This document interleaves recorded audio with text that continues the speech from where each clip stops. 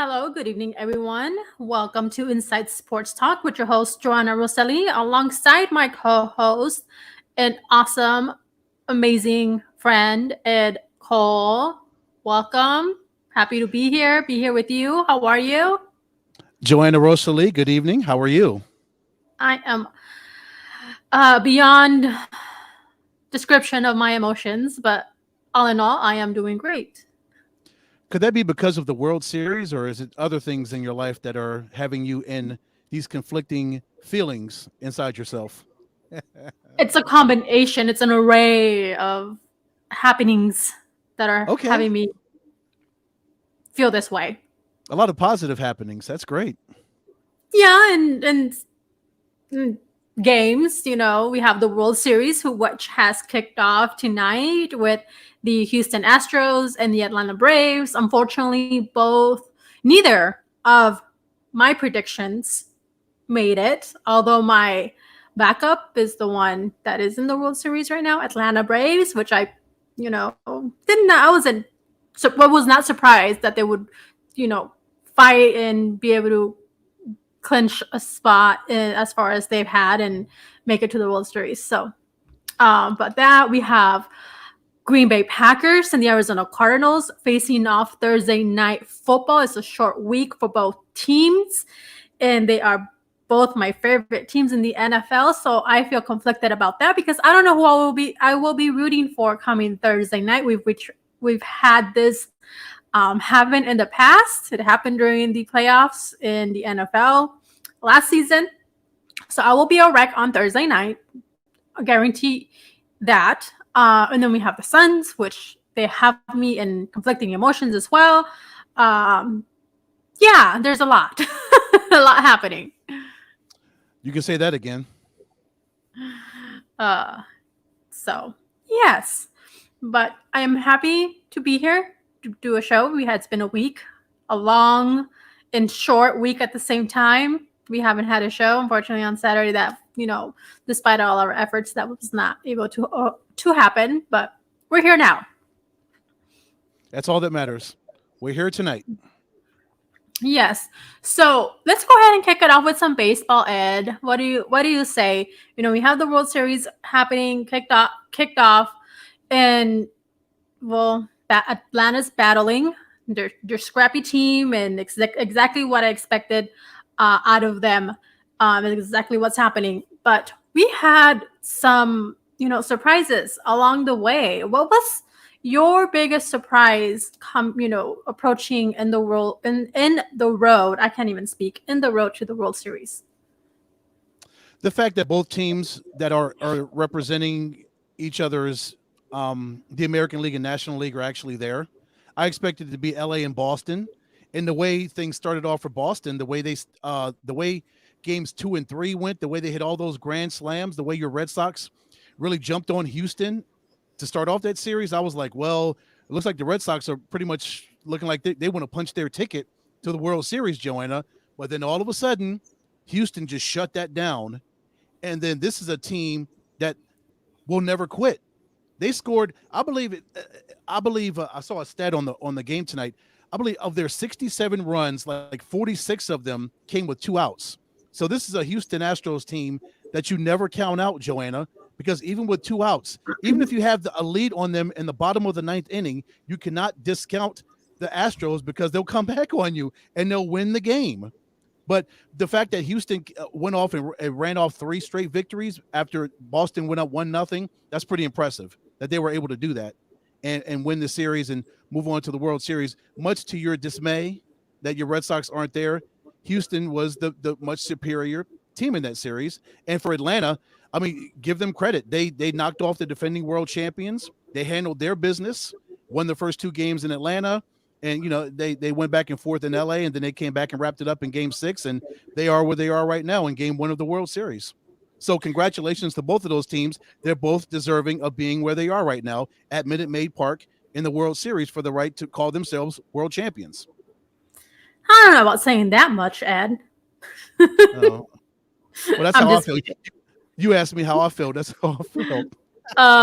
maybe for one half of those taking part in the World Series. Anyway, I will not get into that conversation.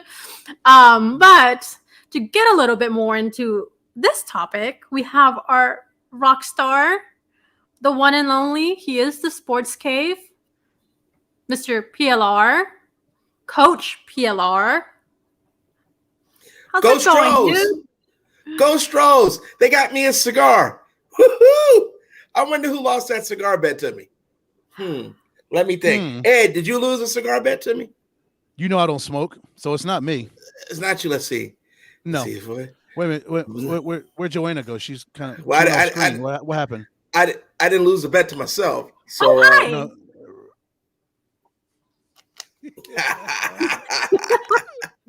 Process of elimination. I was Okay, here we go. confident in my guys. I was confident in my Red Sox. Unfortunately, they let me down. One of the very few times to actually do so, but it's okay. It's well-deserved cigar for Mr. PLR. But you know what? He never loses.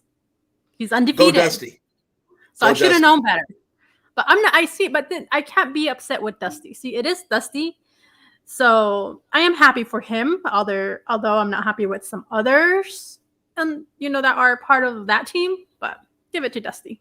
Hey, but hey, I'm just saying. I just know it's cigar time. That's all I know. That's all I know. It is. Just let me know when you want to cash that in. I got you. But so I can't even talk. See, now you have me all tongue twisted. I was just asking Ed.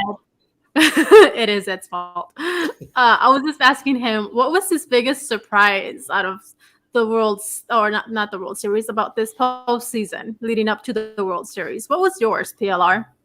That the White Sox lost. That's it. No, actually, It's not a surprise. Their pitching wasn't good enough to get them through. I'm not surprised by anything, to be perfectly honest with you. The Dodgers and the Giants, they played a series the same way they played the whole season. I think they were separated by a run the whole season.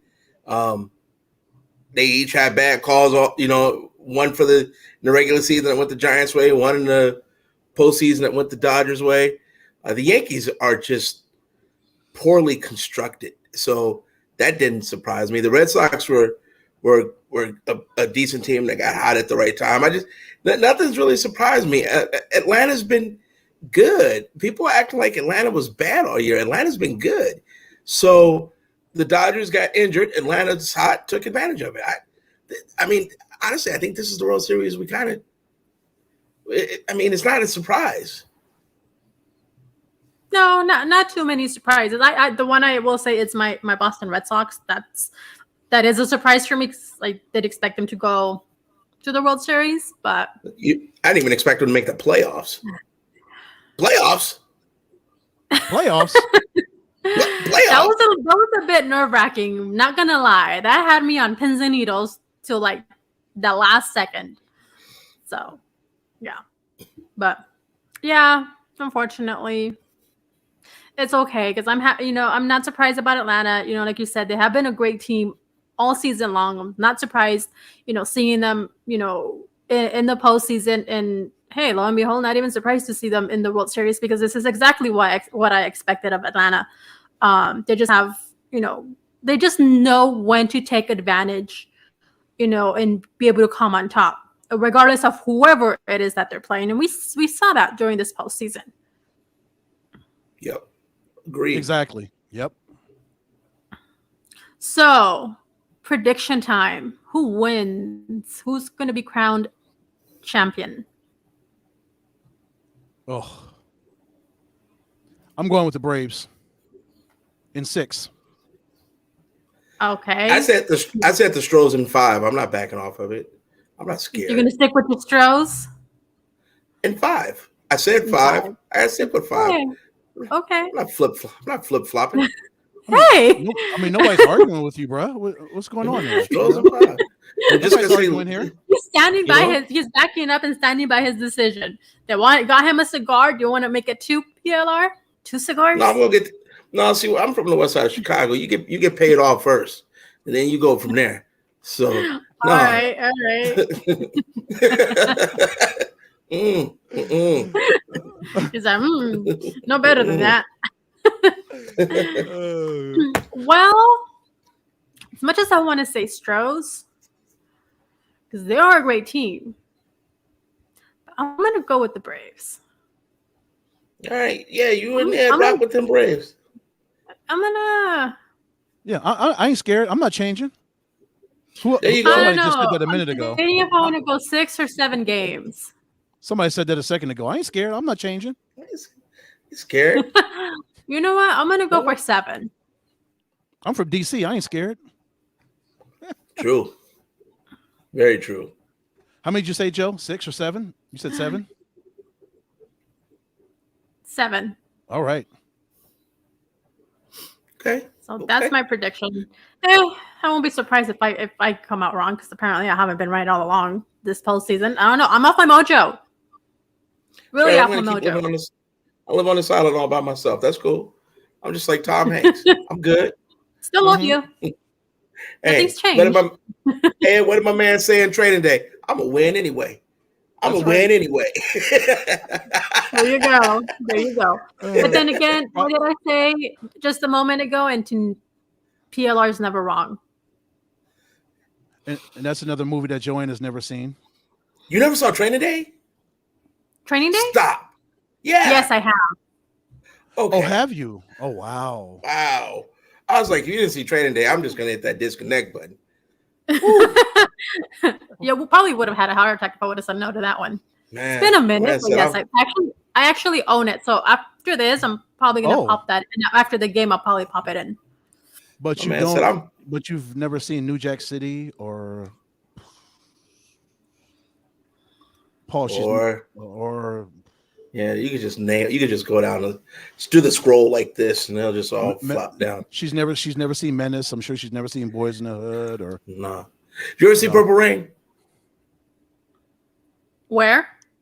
Purple Rain. we're done. No. She's never. What?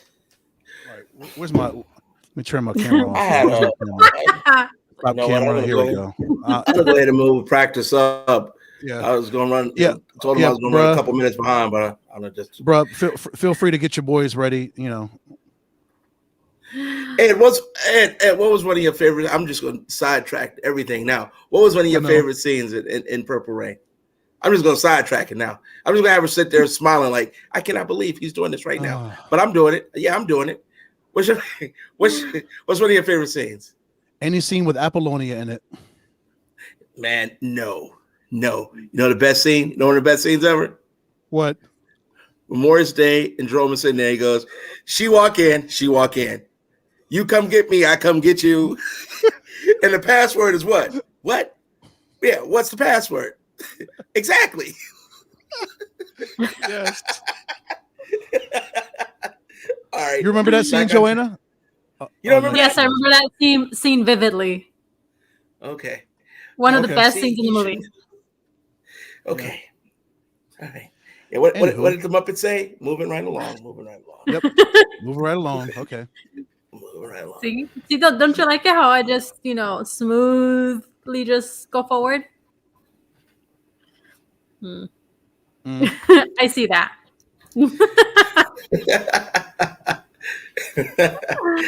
All right, moving right So- along. Yeah. So the World Series is moving right along, isn't it? Yeah. It sure is. So seems like the Braves are going to take game one. What it seems by so far, but it's still not over, so we don't know what will happen. Joanna, Yes. what did I preface my talk with? How Houston can come back.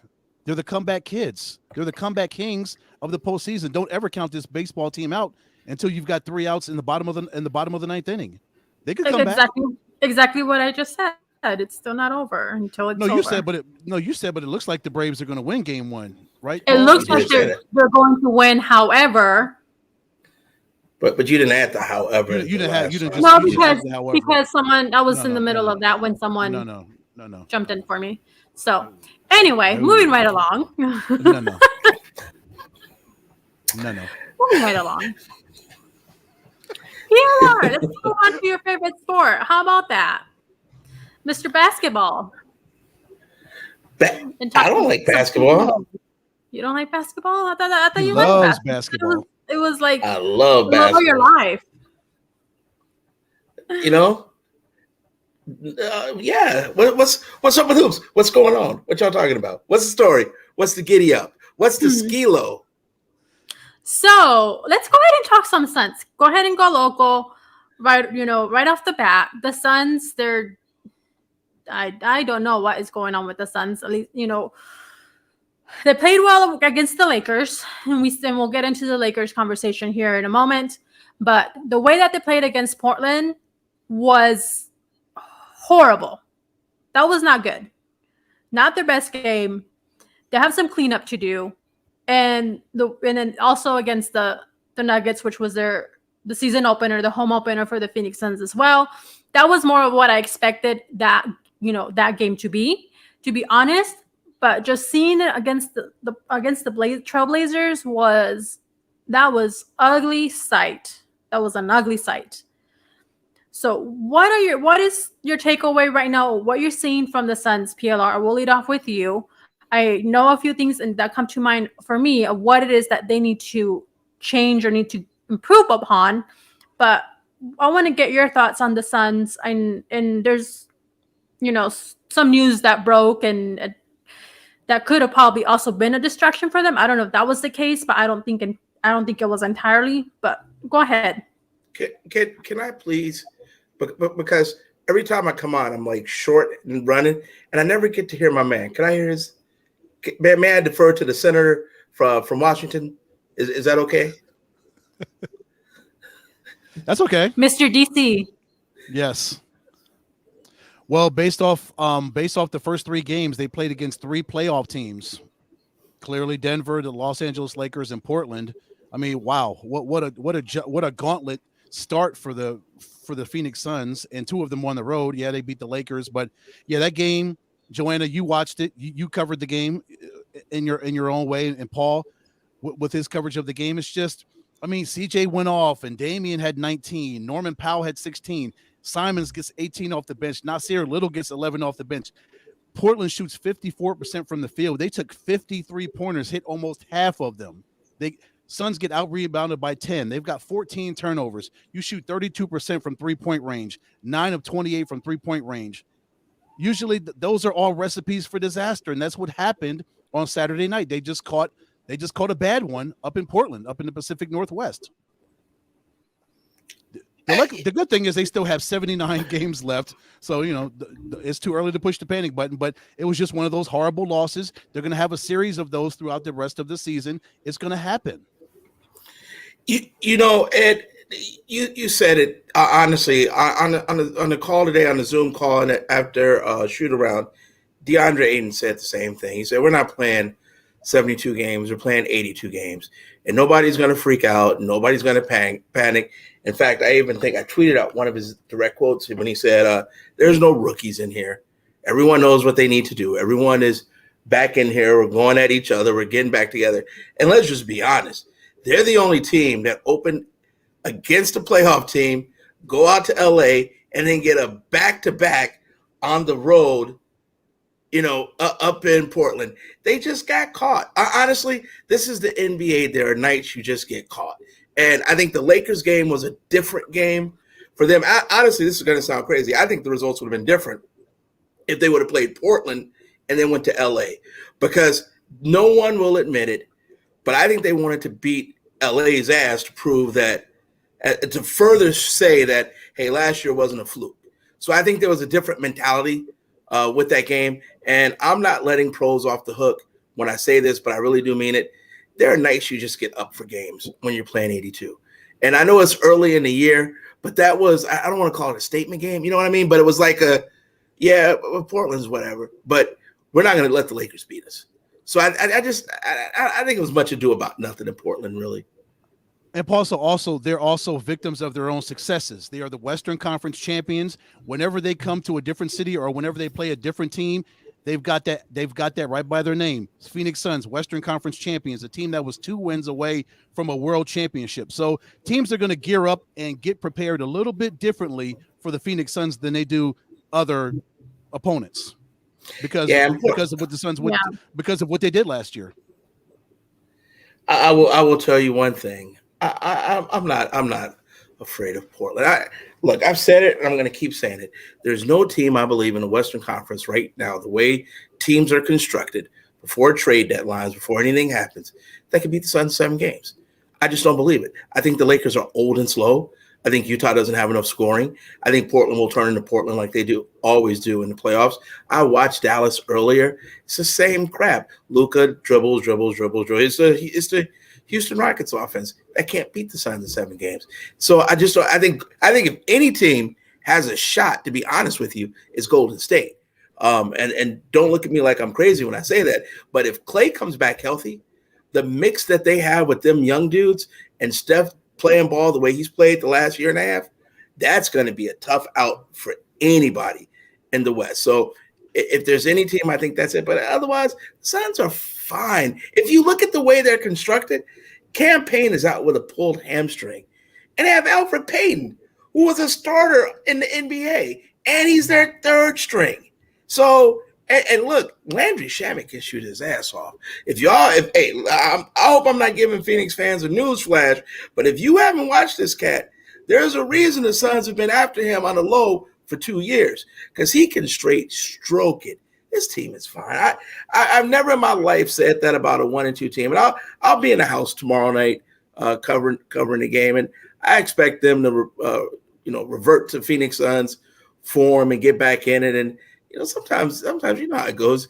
You come out the gate a little slow after a strong finish. Go on a steak tour a little bit. Everyone says I don't read the papers. Yeah, everybody reads the papers a little bit. Everybody reads the paper just a little bit. So I think this team will be fine. I still think they're a 60, somewhere between 55 and 60 win team, and they're fine. All right. So here's what I think. Yes, I do agree that like every team, especially like the Lakers and Denver, they're going to prepare differently, especially when you do see that name Western Conference champs. And that's one of the things that Denver did do, because that's one of teams that they did face off in the playoffs, and they were eliminated. So of course this season opener, they were going to come out and put everything out there and show everyone, hey, we're going to win this game. With the Lakers, that was a whole entire a little bit similar story, and then we saw, what happened and what transpired on the bench and what was kind of expected to happen. I'm just, and I'm not surprised that it happened so soon with the personalities, you can say, clashing and all of that between the players and all the dynamics that have going on there. And then Portland, of course, same thing. They were going to come out and they were going to prepare, and they were just shy of not making the playoffs as well, literally to the last game of the season. So of course they were going to come out and put everything out there. One of the things, I do see that the Suns do need to improve in the paint. It's nothing to worry about now. If they're going to get these losses, get them now, but make sure that you're also getting those wins. They're shooting from the 3-point line, which, if they're going to do that, I think they need to pace themselves, make the clock their friend as well. Just Portland, their offense and their defense was just stellar, and it was spectacular. Portland beat Phoenix on that game. They played the way that Phoenix plays. So they beat them at their own game. The movement of the ball was beautiful. And True, but Suns could not come up against that. True, but let's be honest. Portland got knocked out of the playoffs last year by Denver without their starting point guard. Campazzo knocked them out the playoffs. So they just got hot. See, and CJ McCollum went into that game, and he had barely missed a three for the first 2 games. So, look, Portland will come back to earth. People are going to say I'm kind of cold when I say this. But tell me the year CJ and Dame got to a finals. NBA finals? Yeah. Together. Never. And they're going to win. They can win regular season games. They're not going to win in the playoffs. The Suns are built for both.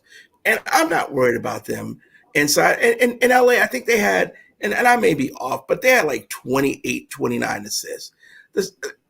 honestly, these first 3 games, I know I'm like poo-pooing it.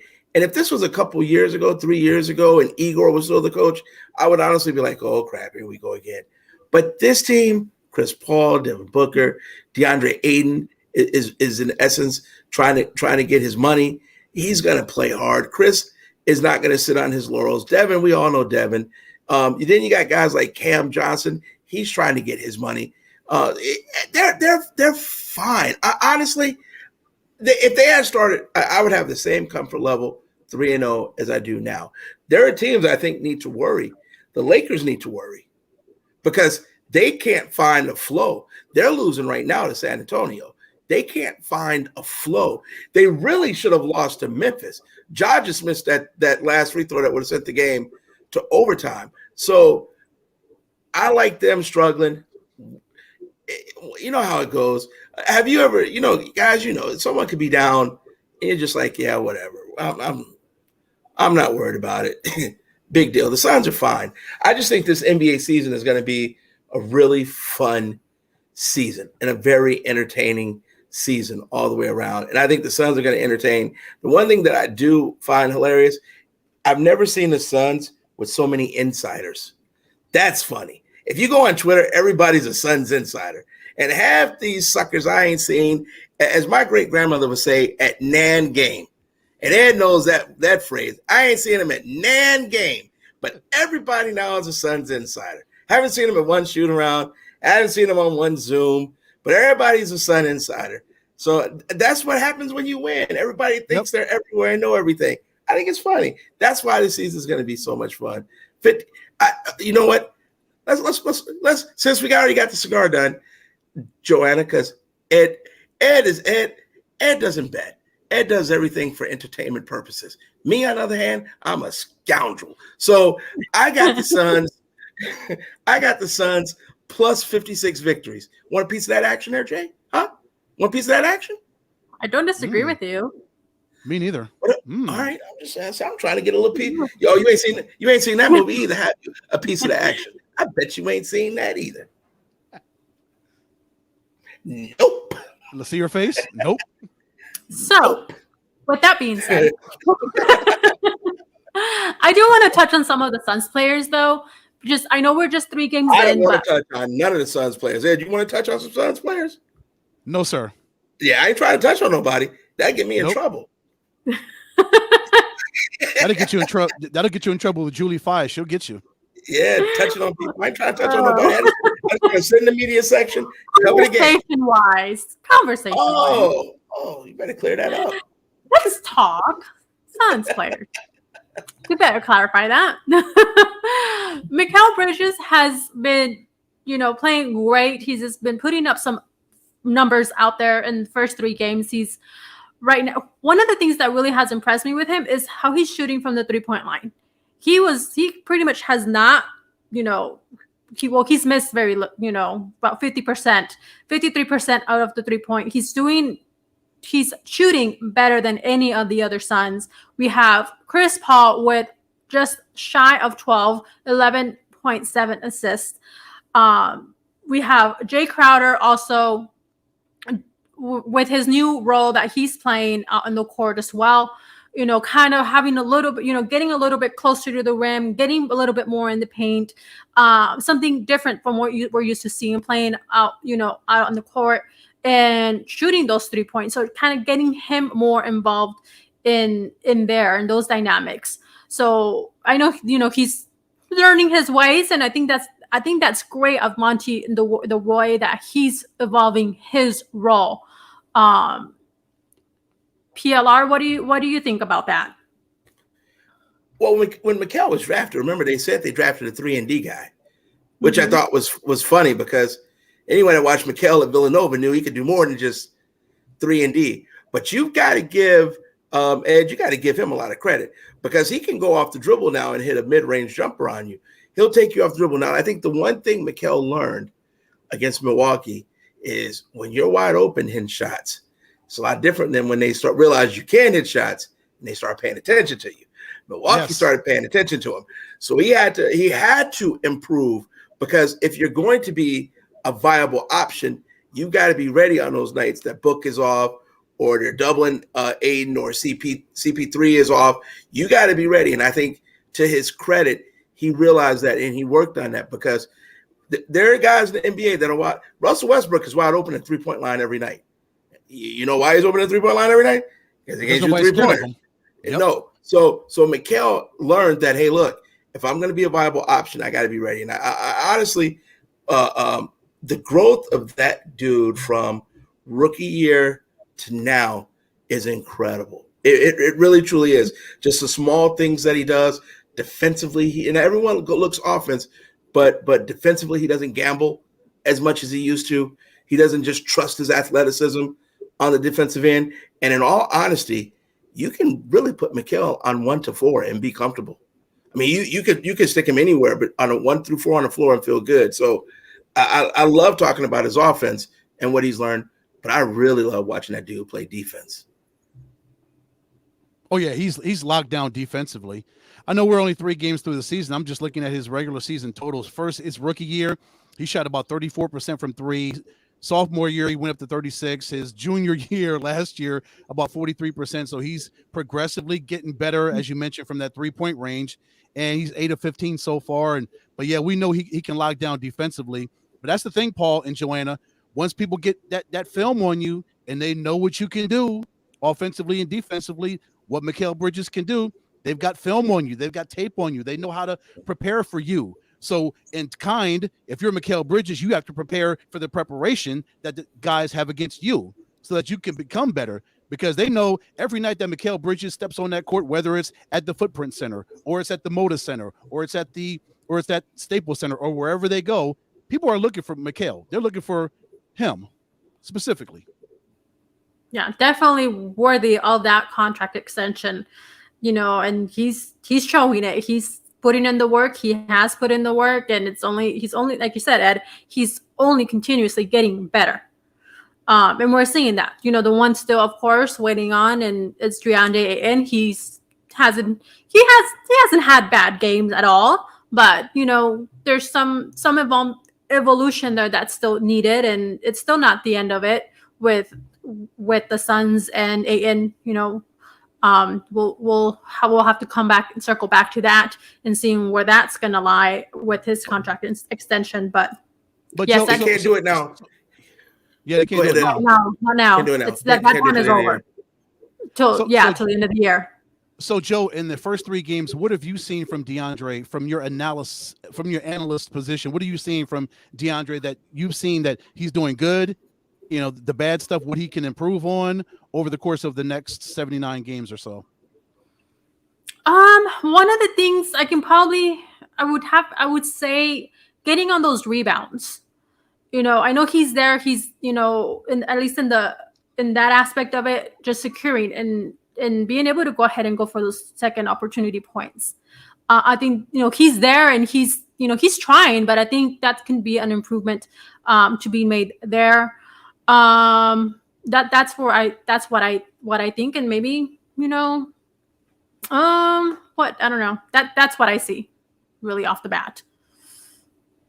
Because everything else, his field goal percentage, his, free throws, he's done trying shooting from the 3-point line. That's not his, too much of his forte, but, everything else around, it's good. Just that, and maybe getting in there and into the paint. I think that's an improvement, not only with DeAndre Ayton, but just, the team in general, getting in there, breaking through and getting those shots and those layups. That's, I think, all the way around, that's an improvement that's needed.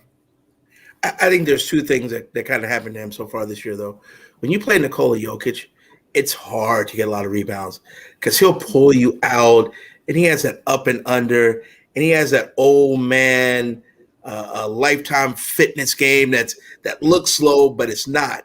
And the other thing Denver did very well was when they subbed in Jeff Green, who pulled him out of the paint. And so, and I don't know if you remember, maybe this is me geeking out, but when the Suns went to JaVale McGee, he actually had a hard time rebounding too, because Jeff Green pulled him out of the paint as an anchor, because the first 2 times he tried to lay off him old man Jeff Green can still shoot threes. And then they go play the Lakers, where it's an inside big battle. DeAndre gets 15 rebounds. And then they go to Portland, and that game's an anomaly. They got blown out, so nobody played well. But the first 2 games, I think, showed that the Suns really just can adapt to whatever style you want to play. When they played Denver, it was a spread 'em. Listen, let me tell you something. Having an average game against Jokic is not an embarrassment because he makes a whole lot of people look average. And I'm not saying DeAndre Ayton is average, but Jokic does some things. Listen, I'm going to just say it like we at the barbershop. He does some things, man.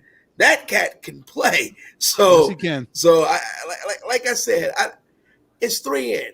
It's just, to me, I think I said this a week or 2 ago. It's like doing a power ranking. Oh, we're 3 games in. If I did a power ranking now, I don't give a damn the Suns are 1 and 2. They're still a top 5 team to me. You know what I'm saying? It's early.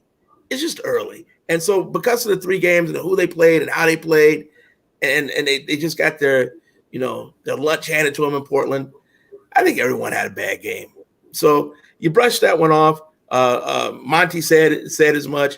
They watched film. Listen, that was a loose team today. Nobody is tight. Nobody is pressing. I'll be honest with you. Sometimes it's better just to get your ass kicked. It really is, because you wash it faster in the regular season. When you lose at the buzzer, that one kind of follows you for a couple of days. But when someone just anybody who watch wrestling stomp a mud hole, and sometimes those are easy to get over. So, and I think they're fine moving on. I really do. Yeah, they go on to play on Wednesday night the Sacramento Kings, and then on Saturday night they go on to play the Cleveland Cavaliers. So that should be those 2 should be easy feats enough for them to come up with a win. No. Well, neither one of those teams. No, Joanna. No. Well, I'm not saying it's going to be. I'm not going to say they're going to sweep them off, but it should. I think that they should win a little bit easier. Not have it be as tough of a fight with Portland. No. No. We're both throwing on that. The Kings have been playing with Halliburton and Hield.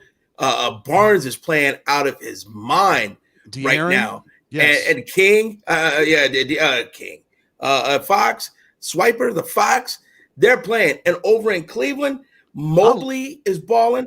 Garland is balling. Colin Sexton is balling. Yes. Right now. These aren't easy. These aren't easy outs, especially when they're coming in here. Every win for them is going to be, hey, look who we beat. So these Sacramento's playing a little bit there. That's Don't you see? You're the one that's going to give the Suns that. Every game is. Look, I'm going to tell you something. It's honest to God truth, because I know I got to leave in a minute. My team has won every game, and Ed, you and Joe know this. They've won every game by 20 points. And I tell them every Saturday it's going to be the toughest game we play because we beat them already. They're going to come at you with everything. Now, in my mind, I know they ain't going to beat them, but I'm not letting them think that, because the second they think that, you get embarrassed. That's called playing with arrogance instead of playing with confidence. And right now, Sacramento's hitting. If you haven't watched Harrison Barnes play, watch him play if you get a chance. That cat is playing like the Harrison Barnes that Golden State thought they were drafting. So he's hitting everything. And look out tomorrow night. If you haven't heard the name, Tyrese Halliburton out of Iowa State. Yes. That young fella, he can go. Now, I know I'm basketball nerding out again. I apologize. I know I watch way too much basketball. I got the NBA League Pass playing now. It's on the phone. I know. I got my alerts coming every 6 seconds. Literally. I'm in fantasy basketball. I got it all going. So yeah, I nerd out, but Sacramento will not be a walk in the park. It really won't be. Neither one of those teams. Mm-mm. All right. So, that's our NBA segment, and we'll go ahead and be kicking into our NFL segment. So, hold on, I gotta say something real quick because I'm about to go. Is she about to talk about that dude coming here on Thursday? That man, yes. That dude in those ugly colors. Is she about to talk about him? Eventually. Yeah, that guy who may be down 3 wide receivers. That guy, yes. Hey, you want to put something on it, Jay? Want to put a little something on it? Want to make it interesting? I got the Cardinals. What? You want to put a little something on it on Thursday night? Want to put a little something on it? Want to make it interesting? You scared? Are you? This is just like the second time today that someone tells me I have to choose between the Cardinals and the Packers. I'm not asking you to choose. I'm saying you want to put a little something on it? Want to make it interesting? Want to put a little something on it? You rolling with your man? Your bad man, my Aaron Rodgers. Want to put a little something on it? Ed, you hear me calling her out, right? Yes. Yep. What you Thinking about it. Come on, you Joe. know how I feel about this. You really know how I feel about this. I'm torn mixed emotions in play. I'm sorry, I don't speak chicken because all I heard was bark. Yep. Come on, Joe. Woman up. Woman up. Oh, Come on. Woman up. Come on, let's go. Hair bun up. What you want to do? Hair bun up. Hair bun up. Nope. Little action. Nope. No. Get your Vaseline ready, Joanna. Get your Vaseline ready. Hey, I tell you what. You know what? I'm gonna go with the Cardinals. I'm not going against JJ and Hopkins and Tyler and Chandler Jones. Nope. You know what that means, Ed? I don't want to hear nothing else about Aaron Rodgers. Nothing. Nothing. Yeah, Nothing. You got a chance to get him out. Your back on him. This segment later on. You clearly turned your back on Aaron Rodgers just now, and we got receipts on it. Ed, she didn't turn her back. She turned it. T-U-R-N-T. Turned.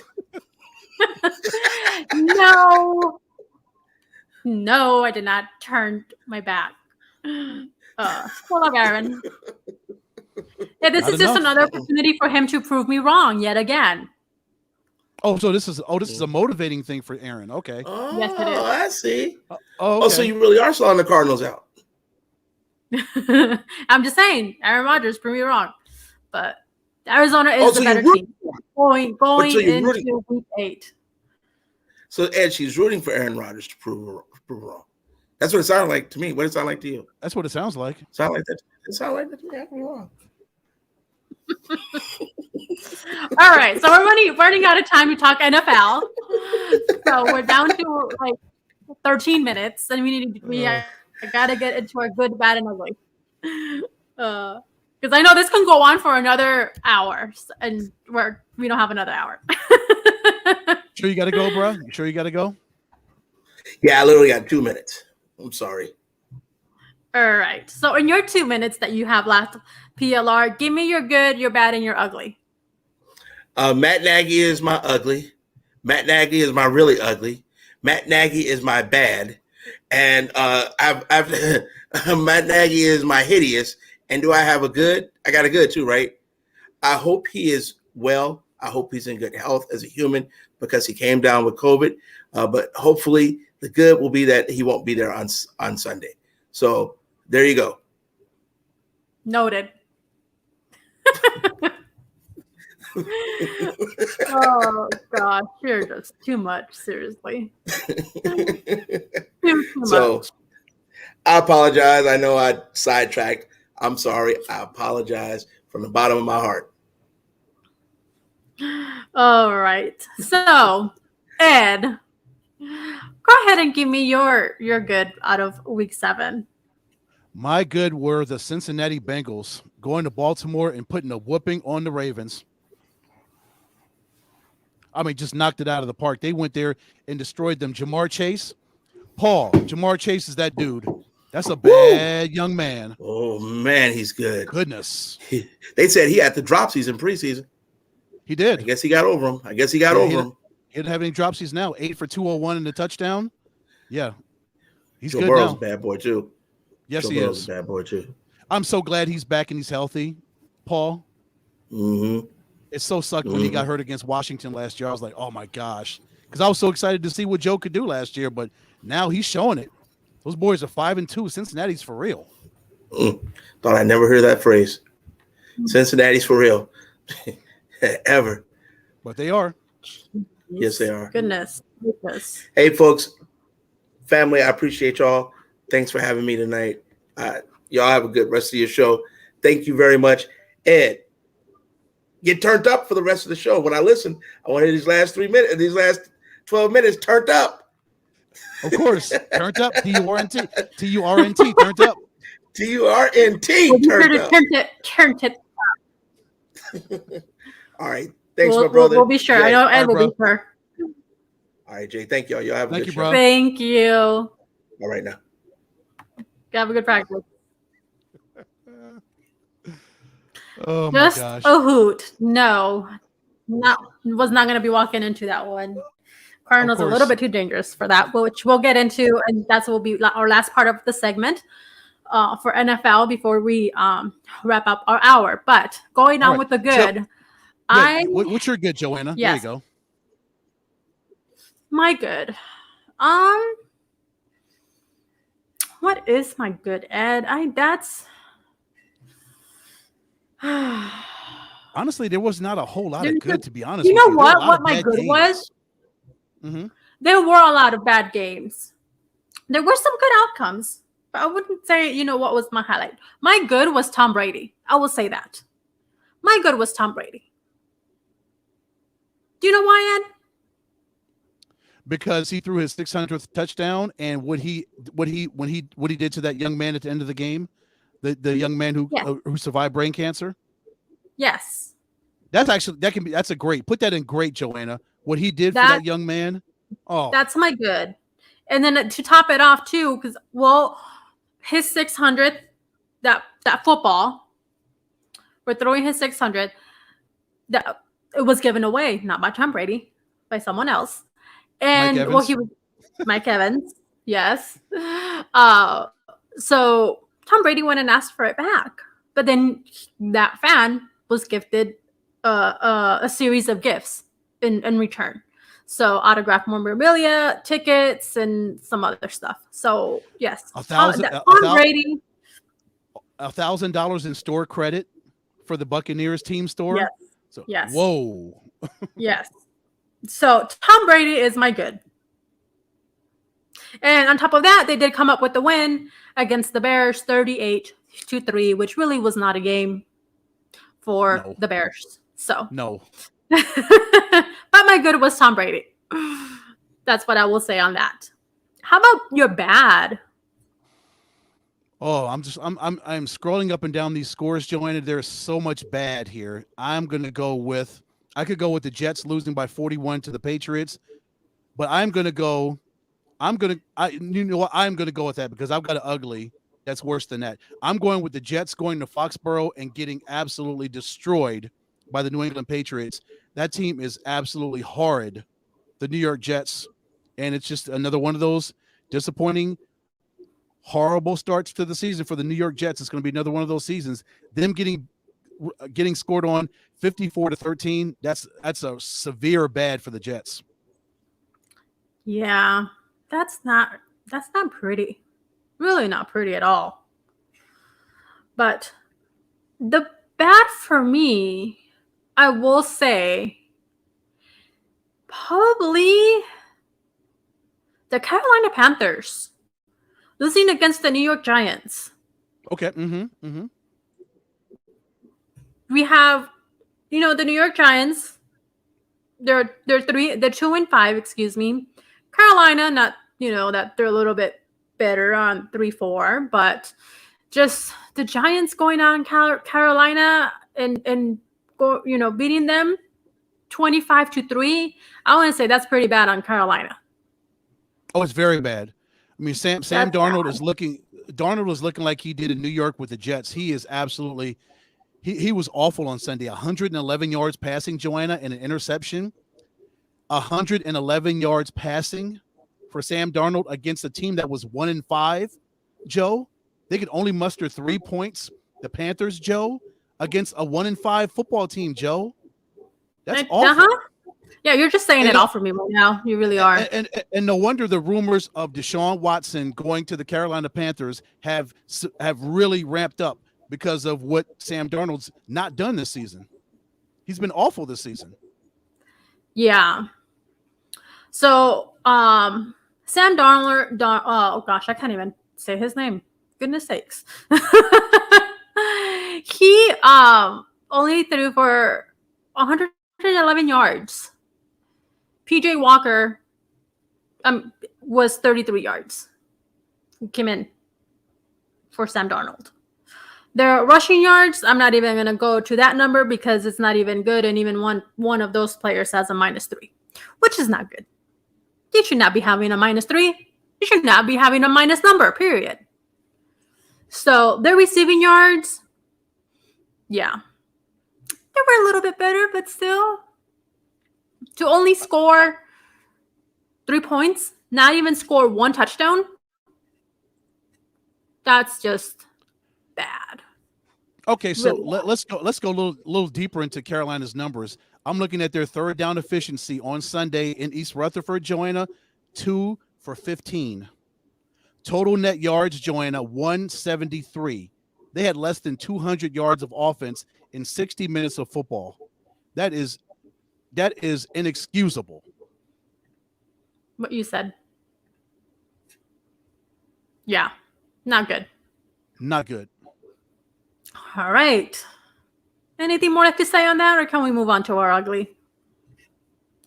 Can we have stuff that's uglier than that? I do. I know. Well, that was just for bad. We still haven't even touched our ugly.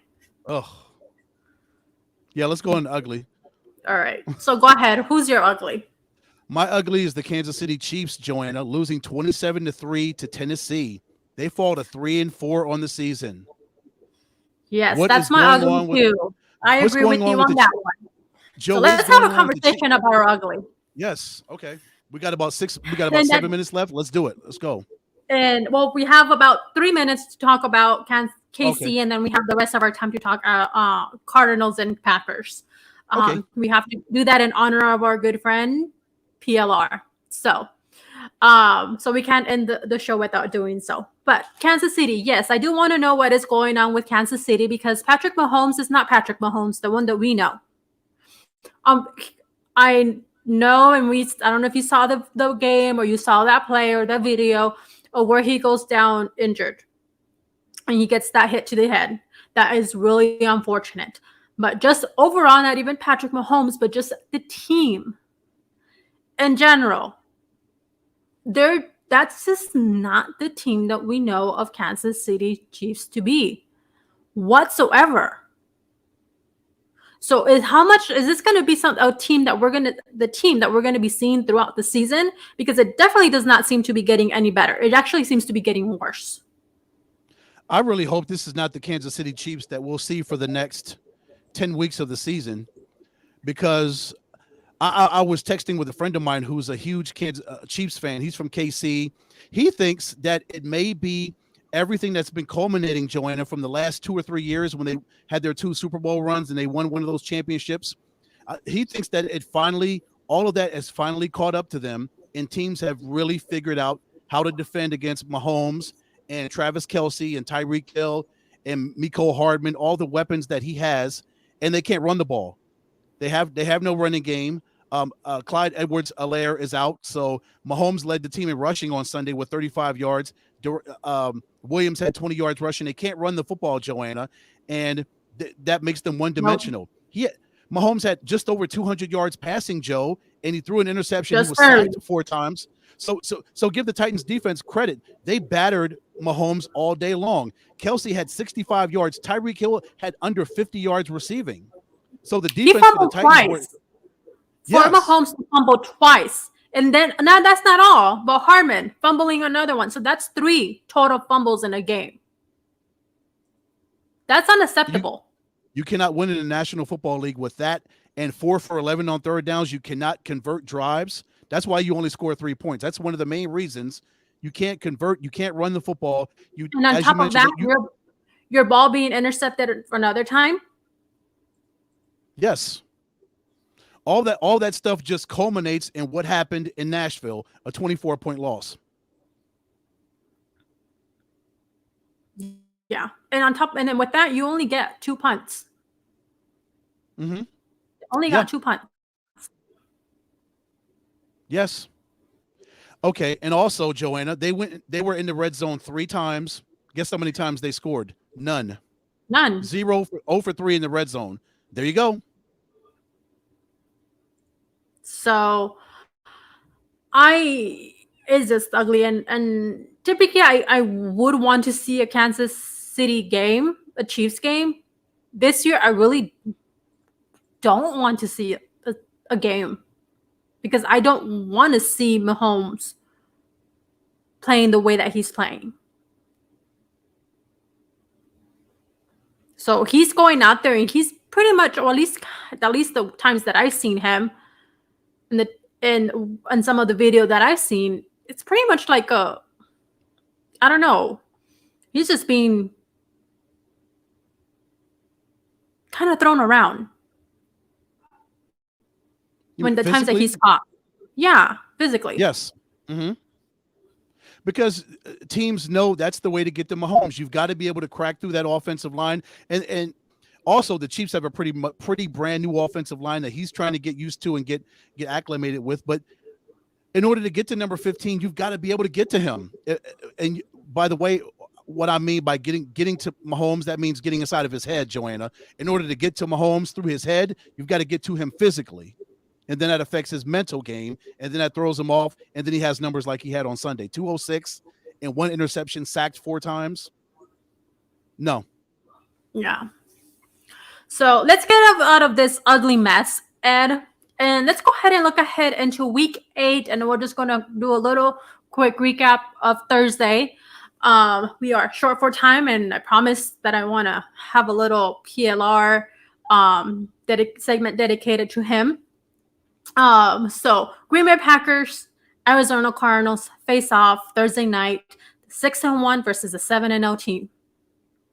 Aaron Rodgers comes to town, to the Valley of the Sun.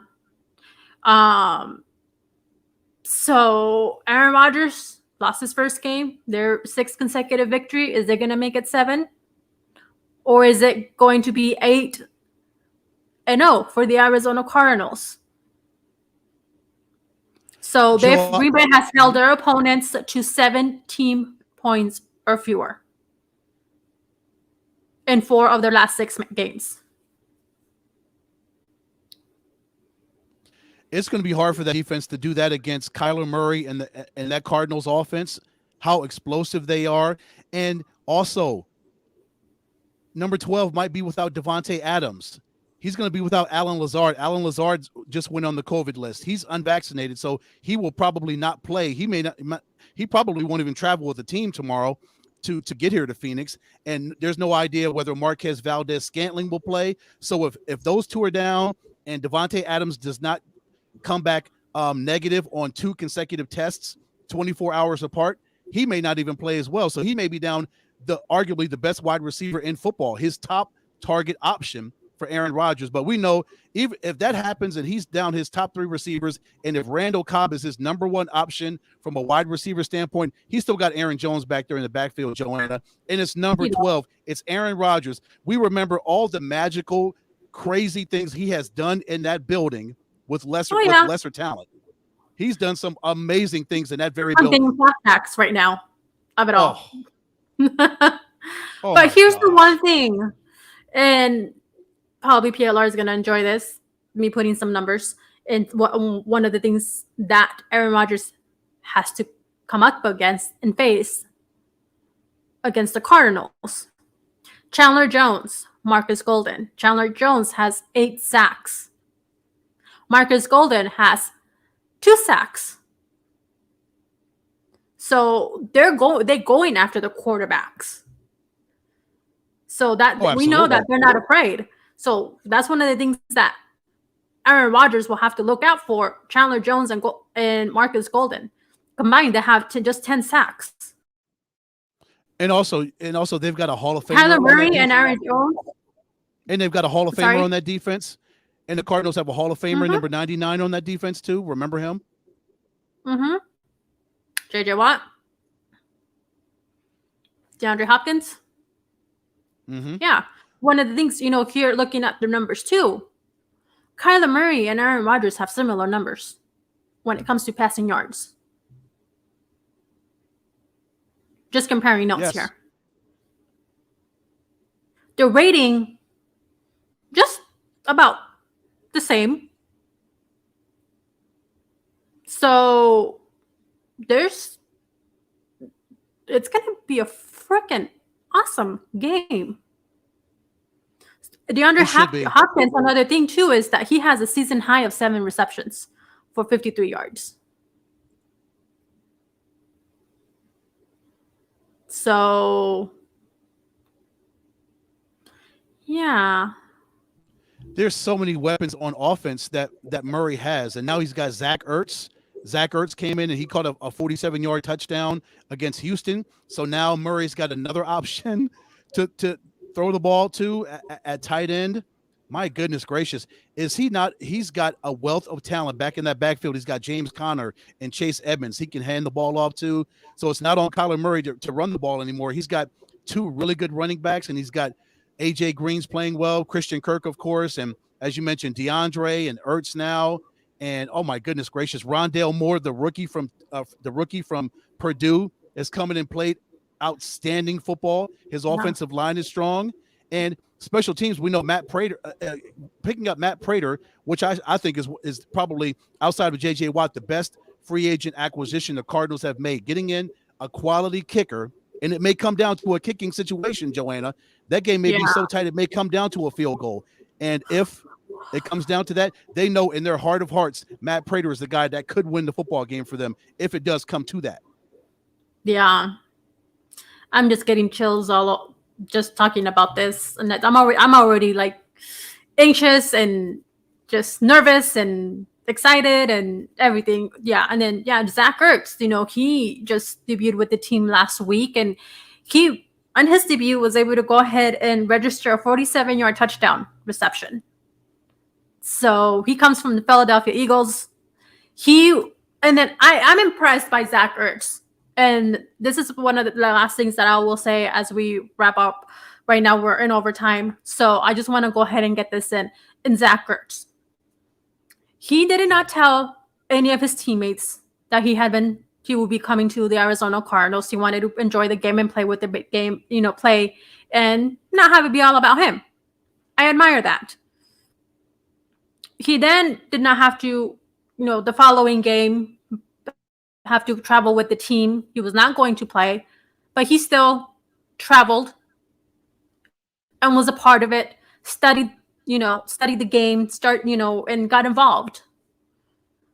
And then he makes his debut. He was already part of the team without needing to be a part of the team ahead of time. So that tells you where he stands, his dedication.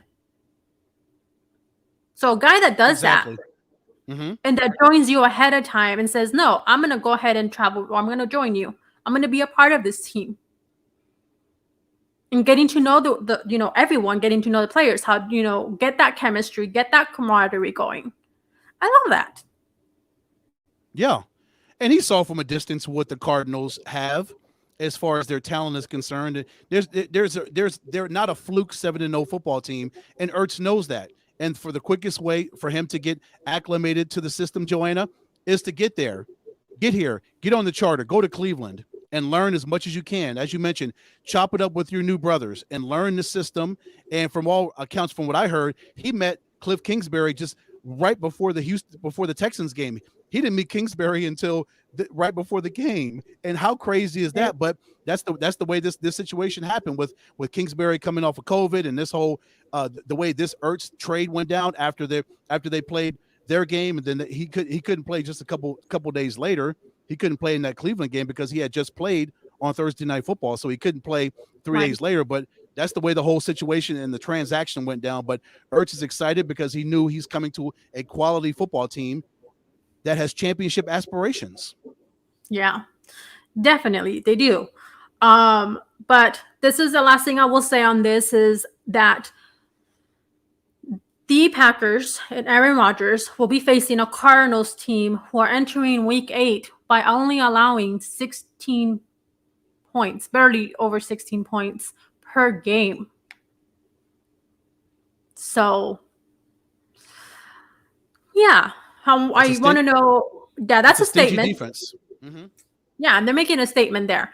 And I'm really anxious to see how the Cardinals are going to come out against Aaron Rodgers, because we know Aaron Rodgers, we know how he plays. He's have been able to so far prove me wrong. Is he going to prove me wrong once again? As much as I love my Green Bay Packers, yes, I'm a fan, and but Aaron Rodgers is Aaron Rodgers. So seeing how how the defense and the offense for each of these teams, how they will face off. Yes. Because we know Aaron is prone to pull a rabbit out of the hat. He will do a series of magic tricks on Thursday that will have your head spinning, because it's what he does. Gosh, I'm excited. That's going to be a great game. Oh my goodness. Yeah.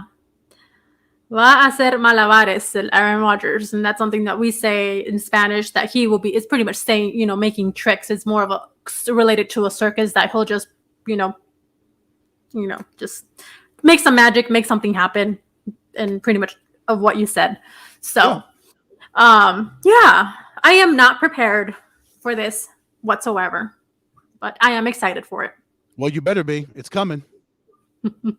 I wish I would be at that game. Unfortunately, I won't be able to make it, but I will be from a distance. Awesome. That's going to be a great one. That's clearly the best Thursday night game of the season. Yes. So, anything else to say, Ed, before we wrap up our show?